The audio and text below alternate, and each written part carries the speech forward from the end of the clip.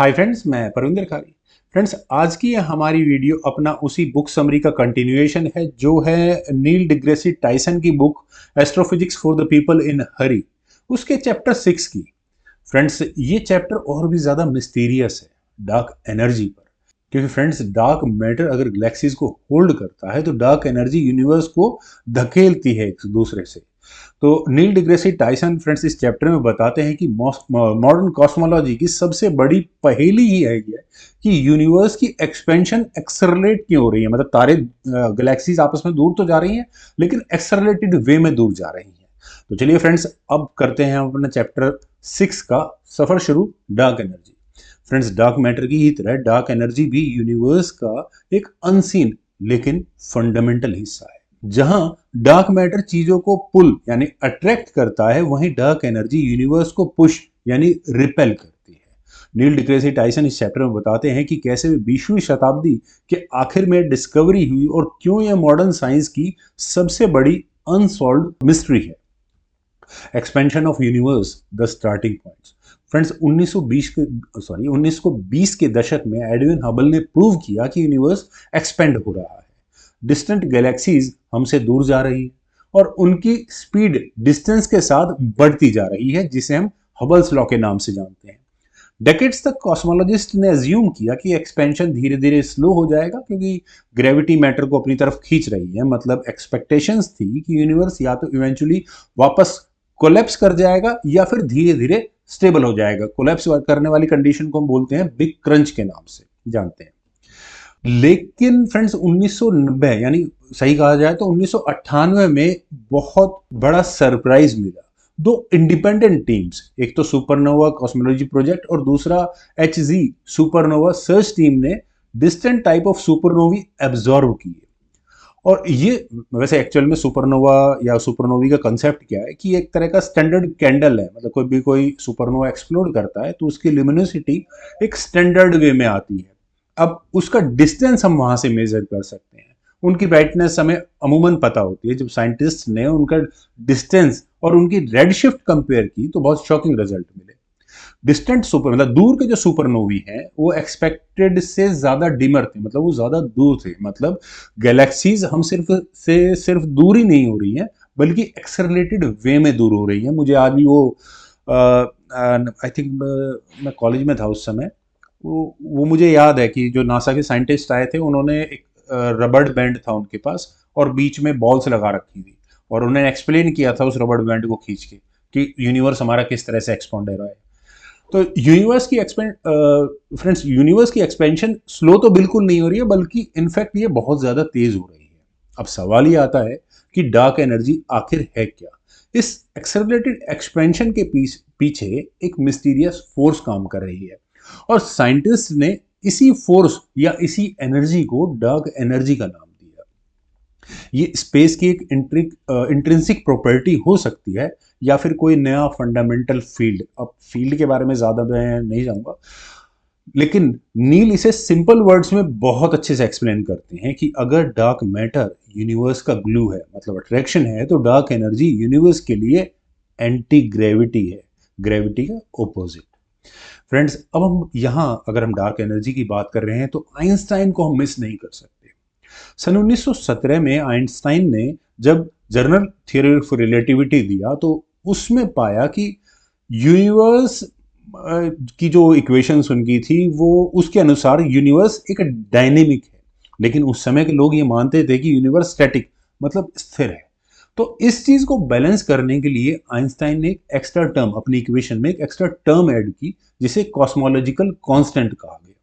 लेकिन बाद में जब हबल ने एक्सपेंशन यूनिवर्स का डिस्कवर किया तो आइंस्टाइन ने अपना इसे बिगेस्ट ब्लंडर कहा।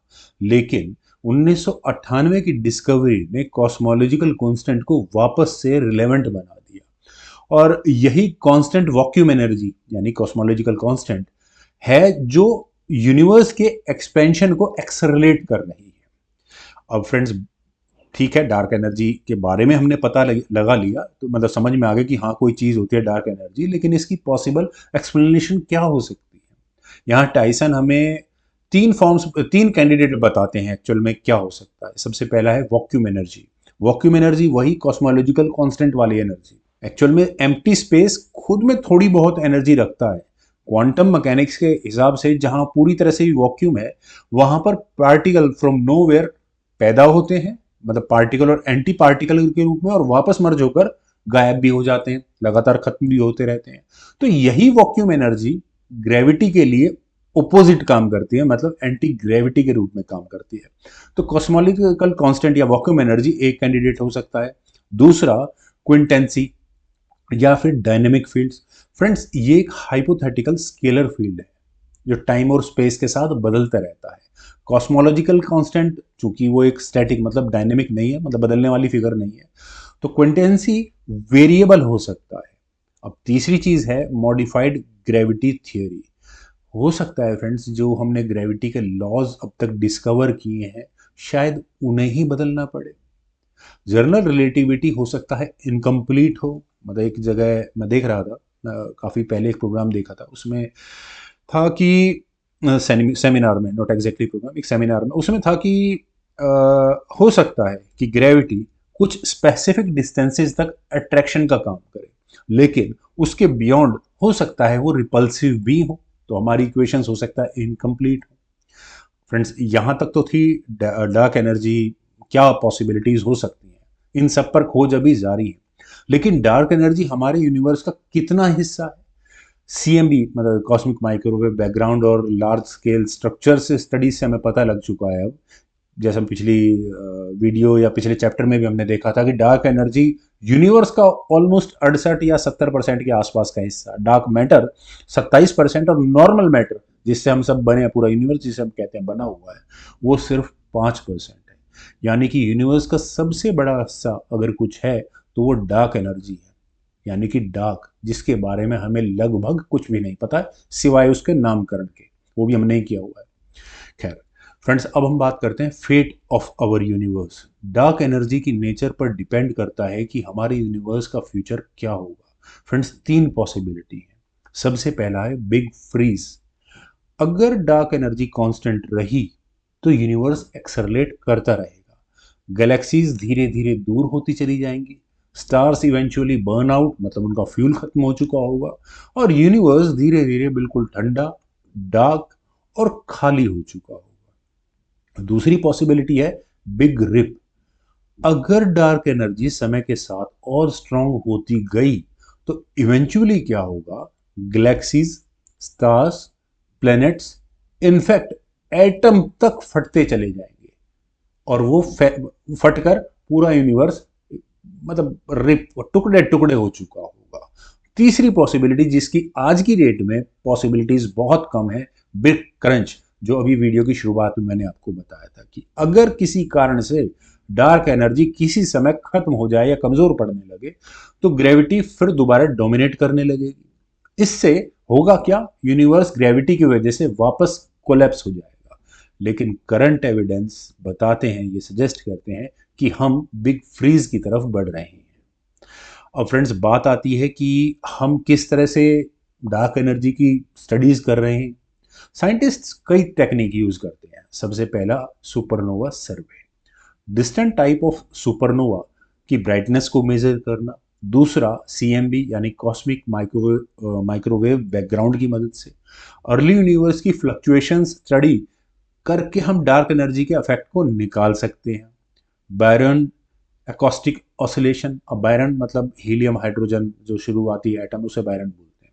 इसका मतलब गैलेक्सीज के डिस्ट्रीब्यूशन की स्टडी करके उनकी एक्सपेंशन हिस्ट्री को ट्रैक करना, वहां से हम कुछ डार्क एनर्जी के बारे में समझ सकते हैं।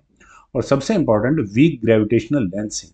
फ्रेंड्स, लाइट की bending because of gravitational landing, sorry gravitation lensing, light जो बेंड होती है उससे मैटर और एनर्जी के डिस्ट्रीब्यूशन को हम समझ सकते हैं। उसकी मदद से हम डार्क एनर्जी के रहस्य को थोड़ा बहुत सुलझाने की कोशिश कर सकते हैं। फ्रेंड्स, इस दिशा में जो बड़े प्रोजेक्ट हैं वो डार्क एनर्जी सर्वे, यूक्लिड स्पेस टेलीस्कोप या विरल रूबिन ऑब्जर्वेटरी, इन तीनों के बारे में मैंने किसी एक प्रीवियस वीडियो में तो कुछ ना कुछ बता ही रखा है। ये इसी को समर्पित है पूरी तरह से। अब बात आती है फ्रेंड्स, डार्क एनर्जी है, कैसे स्टडी कर रहे हैं ये भी पता है हमें, लेकिन इसको समझना इतना जरूरी क्यों? फ्रेंड्स, फिजिक्स की इक्वेशंस प्रिडिक्ट कराते हैं कि वैक्यूम एनर्जी बहुत ज़्यादा होनी चाहिए। यही सबसे बड़ी प्रॉब्लम है और पूरे फिजिक्स में सबसे बड़ा मिसमैच ही यही है। ऑब्जर्व्ड वैल्यू वैक्यूम एनर्जी यानी कॉस्मोलॉजिकल कांस्टेंट वाली, फ्रेंड्स, वो रियल कैलकुलेटेड वैल्यू के से बहुत छोटी है, लगभग 10⁻120 टाइम्स छोटी है। ये कॉस्मोलॉजिकल कांस्टेंट प्रॉब्लम कहलाती है और नॉन फिजिक्स का सबसे बड़ा मिसमैच है।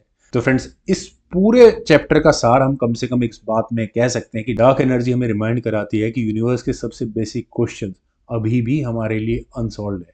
हमारी एग्जिस्टेंस एक ऐसे कॉस्मोस में है जिसका 70% हिस्सा हमारे लिए पूरी तरह मिस्ट्री है और यही मिस्ट्री हमारी क्यूरियोसिटी को इंस्पायर करते हैं। फ्रेंड्स, इस चैप्टर का अंत नील बहुत ही पोएटिक वे में करते हैं।